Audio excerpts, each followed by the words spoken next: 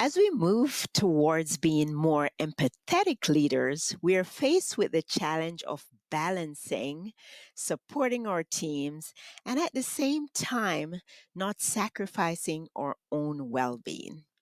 How do we prevent the open door policy from creating our own frustrations or overwhelm that could lead to non productivity and sometimes even burnout? As a leadership and career success coach, I get asked by my clients, how do I remain sensitive yet prevent being drawn in the conversation that may be just drama, blaming, complaining, and time wasting? I don't want to be rude, or I don't want to seem insensitive or not a safe place for my team to come to when they need support. Stay tuned as we reveal the key to never getting derailed again and instead leading your team members to feel empowered, focused, and ready to tackle challenges head on with their own solutions. And we're going to dive in and discover how to make the most out of your coaching moments.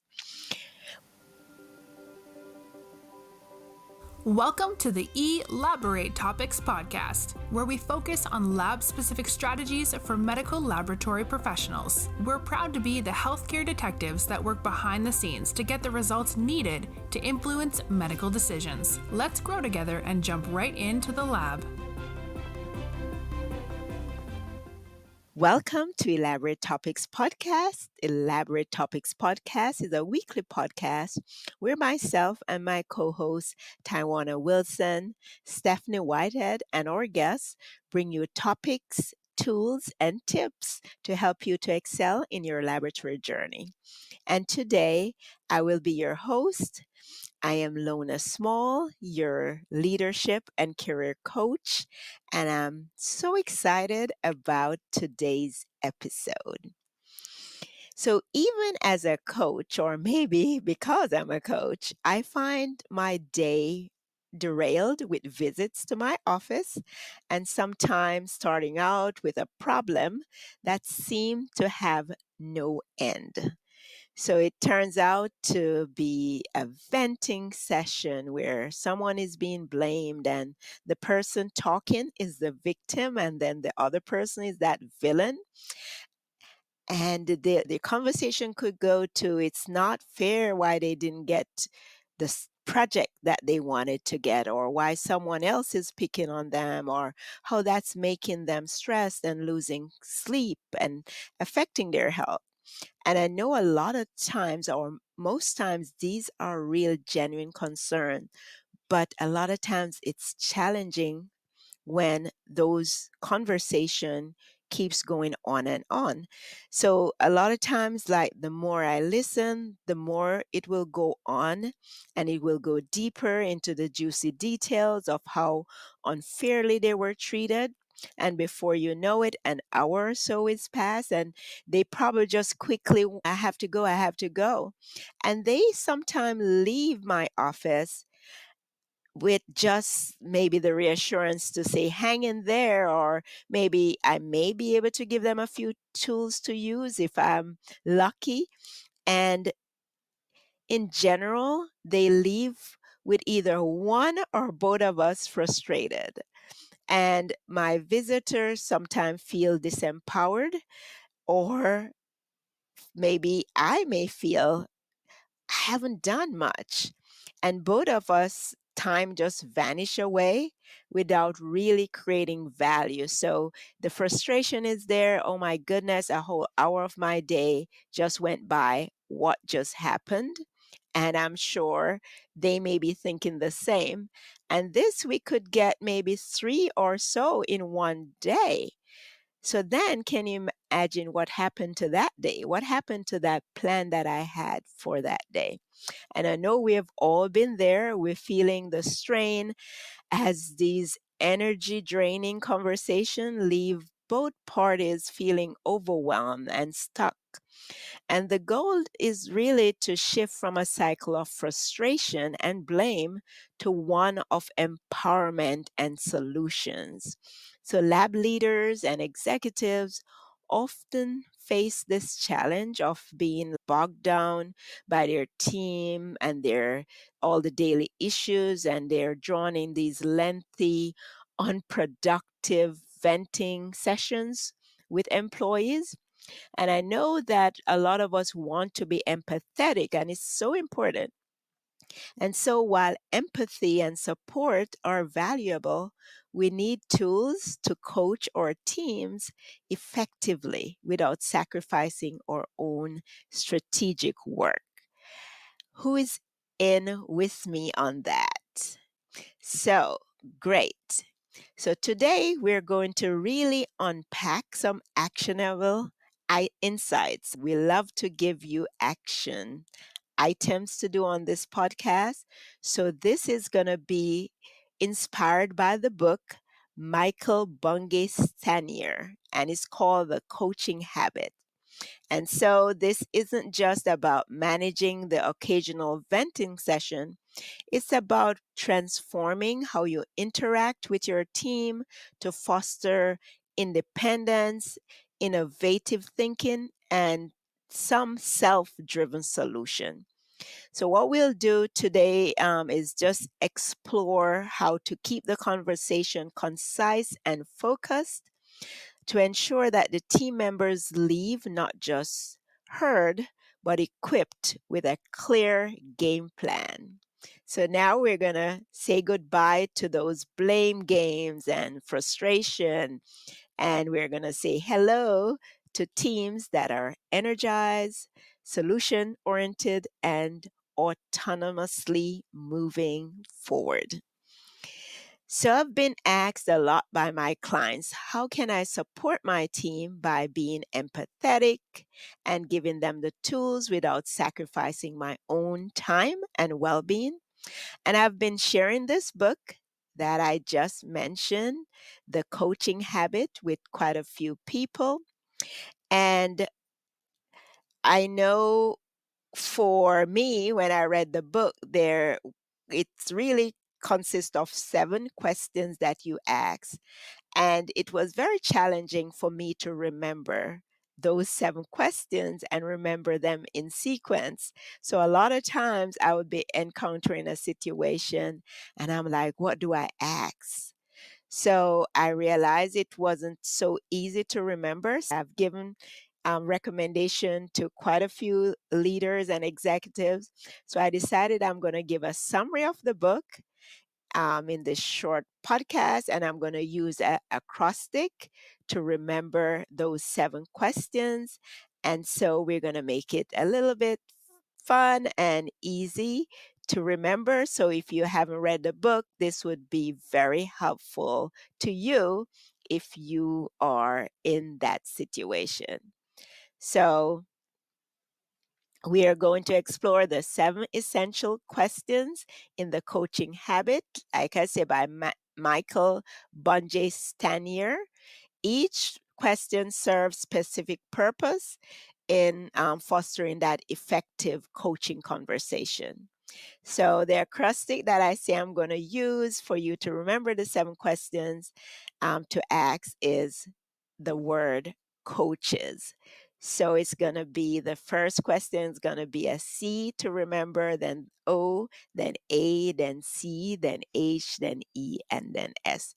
And hopefully you'll remember the word coaches, because a lot of times when we are going to ask these questions is when we're in a situation where we are required either to coach for development. I know a lot of people in the lab get confused when they hear coaching, because there is coaching for development, and then there's also coaching for performance. So a lot of times we only use coaching for performance when things are going bad, but then there's opportunity that we should use a lot, and that's coaching for development, where you are developing your team. And I know a lot of my clients, they love to move into leadership, because one of their biggest goal is to develop other leaders. So let's jump right in. So, the way you use this, say for instance, someone set up a meeting with you to discuss a challenge, or someone came to your office and they're talking about an issue, and you're realizing that you may need to coach them into coming up with a solution, or you may even get an email where somebody's venting, or any situation in which you want to move the conversation from blame, from venting, to solution based, and then giving your team the power to really make decisions and to empower them so that they can make decisions for themselves. So when you realize that there may be that situation, somebody come in your office, they're venting about a project they didn't get placed on, or they're venting about the way they were treated, the first one is to start with a C, and that's curious. And that C question, curious, it starts the conversation with genuine curiosity. It moves the conversation from babble to really finding out. And the question is, what's on your mind? And it may seem counterintuitive, somebody come in there babbling about a lot of things, but this question is almost like pulling them back on track and forcing them to formulate something. And yes, that question also could have them going on and on. And so it's really telling them that you care and you're curious about what's going on. So that's the question that you start out. So it starts out by showing respect for their priorities, for their concern. So instead of talking about a lot of things, they could literally tell you, what is it that I want to talk about? What's really most important about this situation to me right now? So that's that curiosity question that you start out by saying, what's on your mind? The second one is, and we may like, what? I thought you were trying to help us, is the O, and that's the open question. And that open question actually keep the dialogue open to discover more beneath the surface. And as we all know, a lot of times people may say, this is really what's on my mind. People could say, what's on my mind? That person got a chance to go home early. But is that really what it is? So we want to probe, as any good coach would do. We say, and what else? So the next question is O for open. You're opening up and you're discovering more beneath the surface by saying, and what else? So that's a way to dig deeper. And some people talk about why. Some people would say why, but asking what else will really open up more dialogue to give you context about really what's happening, to have a more comprehensive discussion, to look at all aspect of the issue, to make sure everything is considered, and see the underlying issues that may not be immediately apparent. So that's O. The next one is A, and that is you're addressing. What's the basically you want to directly address the core issue at hand. So you got a lot of information, what's on your mind, and what else? So you're getting a lot of information. Now you want to address the core issue. You don't want this to be a situation where they're talking about somebody else, and why they lie, and why they don't support you, and all the other things. Let's get to the core issue. So that question is A, address. You're addressing the core issue, and the question is, what's the real challenge here for you? So you're making it very personal, and you're also bringing them back to the real issue. So you're focusing them instead of having coming in to talk about one thing, leaving talking about some other situation and someone else. So you're pulling them back to focus, and that is you're addressing the real core issue at hand. So we start out by saying what's on your mind, being curious, being open, you say, and what else? Now you're, keeping that dialogue open to discover more and what's under the surface. And then number three, you want to address it directly. So you ask, what's the real challenge here for you? So now it becomes about them. It's not about other people, other situation. What is the real challenge here for you? It's about them. And so the next one is C, which is clarity. And that is you want to seek clarity on what the employee hopes to achieve.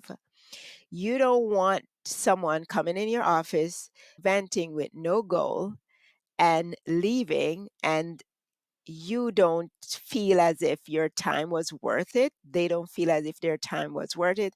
They either walk away, maybe feeling better for venting or even feeling worse. And so you want to make sure that you're not misunderstanding what is it that their problem is. We all know someone come in or even a meeting and they're talking about everything else, and you don't want to assume what the problem is. And as leaders, we love to solve problems. So we could spend an hour or two solving the wrong problem. So we want clarity. So this C is clarity. And the question is, what do you want? And that's a very direct question. Sometimes it's a very hard question because many times people will come and they are venting and they really don't know what they want. So that will force that person to think about it. What do I really want? I'm complaining about everything that's happening. What do I really want? And so that's a very important question. Even give them the time to really think about it and answer. What is it that I want? So we can be really focused on moving towards the real challenge. So I know a lot of times people could say, this is what I want because they haven't found the time to think about it. So being able to clarify that goal is important. It's help you to clarify objectives, ensure the conversation is going in the right direction, and it really encourage people to articulate their needs, and so that when they know what they want, then we can help them fix it. And it doesn't mean that the first time around when they say, this is what I want, it's going to take some experience or even on the leader's part to know that if they say, I want Sarah to stay at work longer, why is it that Sarah gets to go home at 3 and everyone else go home at 4? I want Sarah. Then sometimes you have to look deeper and what do they want? Is it equity? Is it really Sarah that they don't want? Or is it they want fairness? So sometimes you get deeper then, but it's so important for them to really own what is it that they want.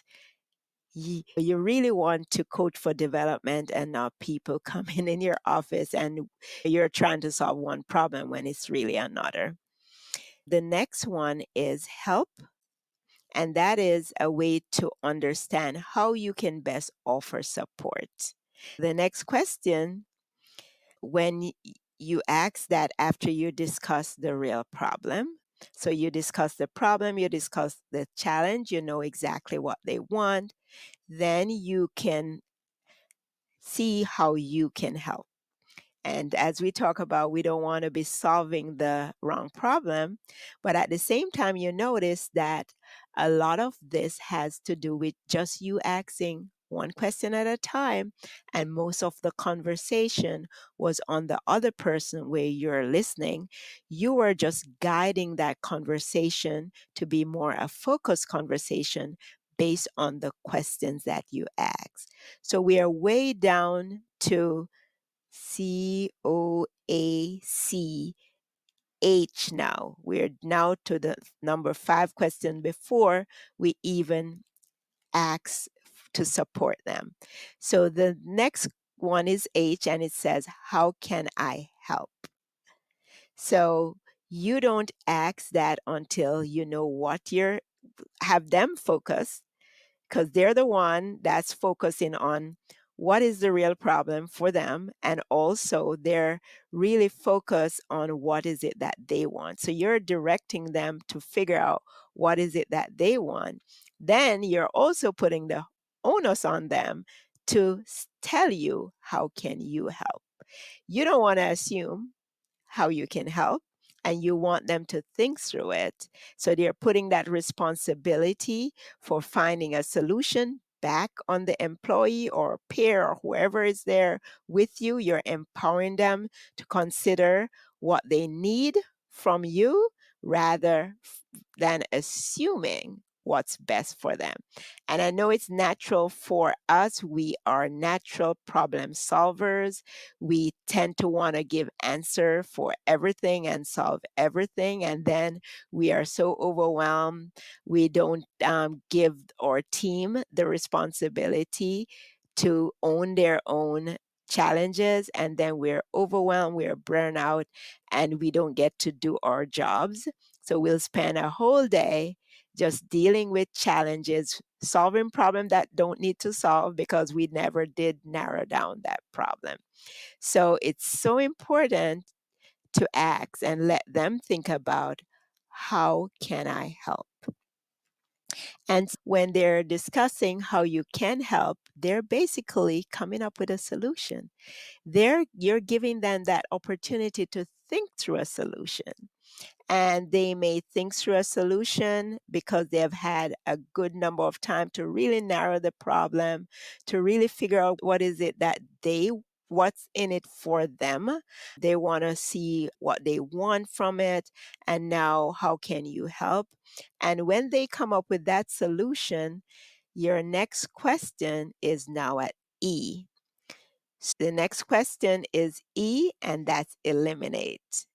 So basically, what you're doing is you're having them look at what is it that they want and prioritizing and doing the trade offs. So, in order to do that, your question for eliminate is, so if you're saying yes to this, what are you saying no to?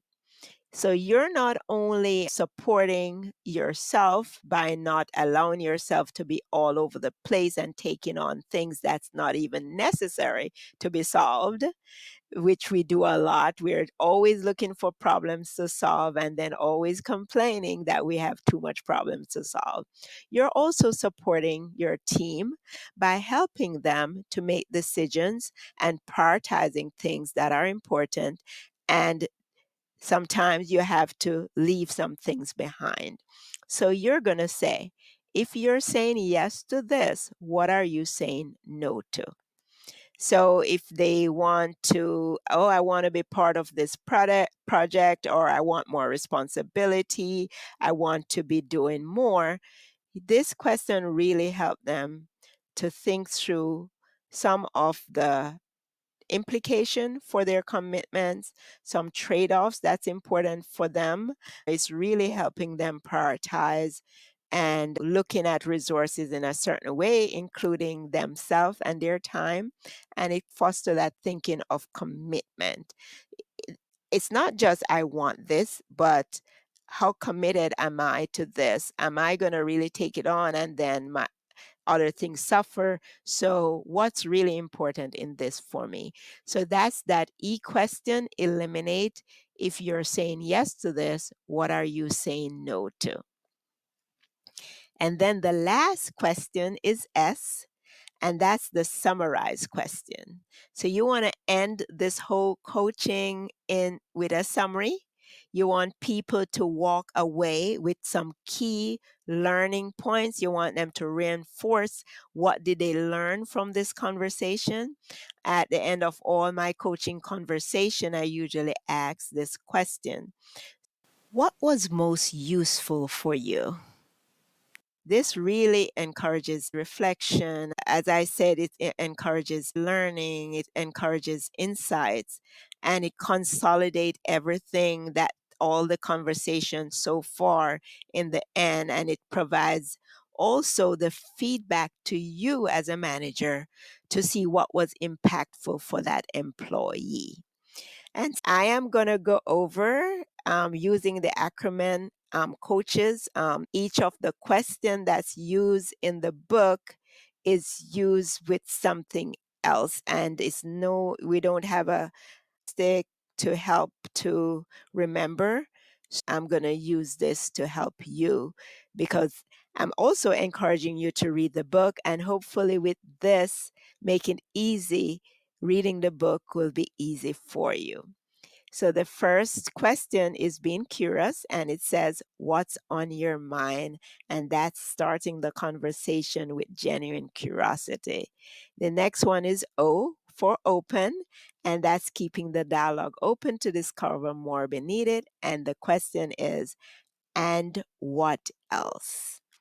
Then the next one is A, address, and that's directly addressing the core issue at hand. So that question is, what's the real challenge here for you? So now we're putting it in perspective, we're directing it to them and not to others.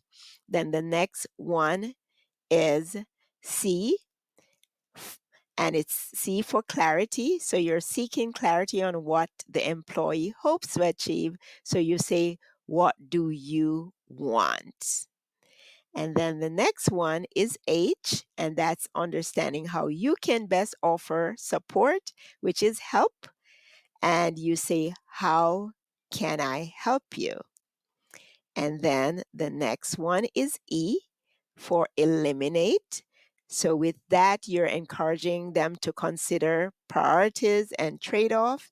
And the question for that one is, if you're saying yes to this, what are you saying no to? And the next one is summarize. So this is ending by summarizing the key points to reinforce learning. And so that question for that last question is, what was most useful for you? And so if you haven't been writing, I urge you to go back and listen and write notes so you have all the questions, and these questions are designed to create a more interactive and empowering coaching dynamic. And it really helped to focus the employee, and it's good for really developing their problem solving skills and their self sufficiency rather than managing and providing direct solution for them. I am really excited that I was able to put this in. I've been sharing this book with so many people, but using that acronym hopefully will help people to remember the questions and use it. And a big mistake a lot of leaders make is really thinking that they have to have the answer to everyone's problem all the time. And I know it's a natural thing for us as humans. Somebody come to you with something, you're like, how can I solve it? Before you know it, you're trying to solve 100 problems in one sentence, and you probably haven't even solved the problem, and people lose their power. So we think that being leadership savvy and showing that we care, we're doing something about the problem, we're showing our knowledge by trying to solve everyone's problem. But showing care and showing that our knowledge and so on does not really translate to our team members and peers that we care about them. It actually disempower them. So you want to make sure that someone who comes to you leave better than when they just come to you. So that's the gift that you're giving to any employee who come to you with frustration. It may seem as if, oh, I'm asking a lot of questions, but to them, you're giving them the opportunity to speak and you listen. And that's part of empathetic leadership. It doesn't mean that you answer every question. So you're leaving them better than you found them. And then their belief in themselves is growing by them being able to solve their own problem and feeling good about themselves, that you believe in them and you allow them to solve their own problem. So, as usual, we on our episodes usually try to give you actionable tips and tools to walk away with. And this is a lot of information. You're like, oh my goodness, where do I start? And I'm just going to give you, where do you start first? First, I'd review the episode, understand the acrostic coaches. What does C mean? What does O mean? And try to formulate those questions in your head to remember those questions. Then, before you start working on that with a real team member, just grab a friend, grab a peer, tell them you're learning a new coaching method as a leader, grab a mentor or even a coach and practice, and just commit to practicing that maybe a few days, and then you can use it. But I would really encourage you to read the book. I've a lot of people come to me with the same challenge, and because I see that as a trend, a lot of people that I coach that are in really high level positions who are busy and they want to be supportive, they want to be empathetic, but they find themselves spending hours with someone who is just venting, and they want to be that safe space for people not to feel as if they're being cut off. And so I recommend that book a lot. But then I realized the challenges with remembering those questions. So I thought this would be a good way to just share a summary here. So the book again is The Coaching Habit by Michael Bungay Stanier, and I will put that in the show notes so you can either go ahead and support that book. I think I'll probably use some episodes to share some great leadership books that I've benefited from and you can benefit from. So I hope you found this very beneficial and it's something that you can use, something that could help you to have better days, to reduce the overwhelm, to have satisfaction, and at the same time, build your team. I am moving on that path of joyful leadership, and whatever I can help you with, whatever tools that I can help you with to create joyful leadership, don't hesitate to reach out to me. So it was such a pleasure sharing with you on this episode of Elaborate Topics Podcast. Thank you so much for listening. And as usual, you can listen to this and other episode on our website, directimpactbroadcasting.com, or you can go on any of your favorite podcast platform, and we're also on LabVine, and so you can register for LabVine. Just go on, and they have a lot of great resources on LabVine, labvinelearning.com, and jump onto VineStream to get access to our podcast. Join our LinkedIn group, and always feel free to email us with any questions, with any topics that you want to listen to if you want to be a guest on the show. So our email is elaboratetopics@directimpactbroadcasting.com. And we are really excited to support you. And so just keep supporting us. Share this episode out. Make sure you're subscribing. Make sure your other leadership and teams are subscribed to this episode. We have This is probably one of the only episode that gives you all these great leadership tips and all these great tips if you're a team member. You can always get other technical stuff, other places, but so many people are looking for leadership tips, are looking for emotional intelligence, for safety. So this is the episode to go. So please share that out with your friend. We are on every Tuesday. So until you hear from us again, have a great one. Thank you for tuning in to another episode of Elaborate Topics, where your hosts discussed relevant strategies for laboratory professionals. Please subscribe to this podcast on your favorite podcast platform and listen to us on directimpactbroadcasting.com.